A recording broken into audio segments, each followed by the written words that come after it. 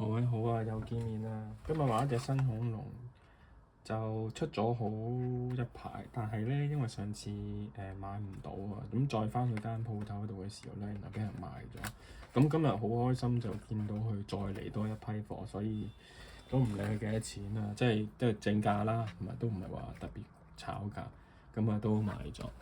咁呢隻咧點解我咁想要咧？因為呢隻咧叫做 Nanotyrannus，即係細隻嘅暴龍啊。咁而呢個咧曾經即係而家都有少少爭拗咧，究竟呢個究竟係一個暴龍種，佢係特別細啊，定係佢其實係暴龍細個嘅時候咧，即係揾到啲骨。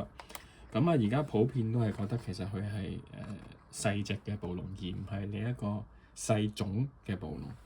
咁啊，但係都有少少即係科學家啲討論啦。咁有啲各有堅持啦，所以呢個物種都幾得意。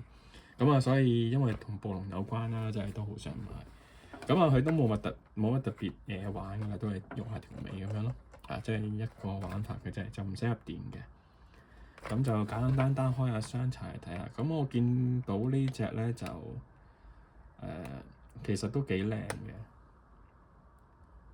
即係雖然佢上色就簡單啲，我哋一陣再詳細少少睇。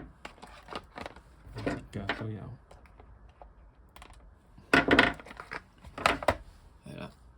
咁啊，上色比較簡單啦。咁啊，綠色膠嘅頭，咁啊帶上咗啲米色。咁啊，背脊就深灰色，就上咗少少綠色，就近翻個頭。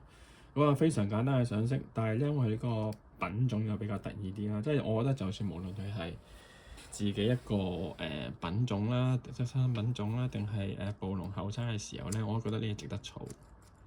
咁啊，如果大家中意暴龍嘅話，可以睇下啦。咁啊，一般啊指甲都全部冇上色嘅，就好簡單嗱，細細隻，咁啊幾得意嘅。咁啊有翻個雕工都唔錯嘅，其實佢同埋個頭都仲係分毛添嘅喎，唔知點解咁困難。係啊，咁啊得意嘅，我覺得好有趣咯，呢隻細細隻，咁又係暴龍嘅一份子。咁啊，大家有興趣就見到入手啦。係啦，OK，簡單分享，拜拜。